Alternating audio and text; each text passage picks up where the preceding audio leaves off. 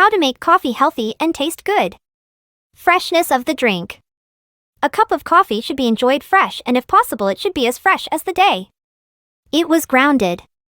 Traditional coffee making involving beans roasted and grounded at home. Coffee beans should never be roasted too long, as it can lose its natural flavor and can bring out a burnt flavor instead. Coffee. When grinding coffee beans, it should be just right so as not to lose the coffee beans essential oils that bring out the rich flavor and aroma. Benefits. The container is carefully engineered to seal in its freshness and flavor.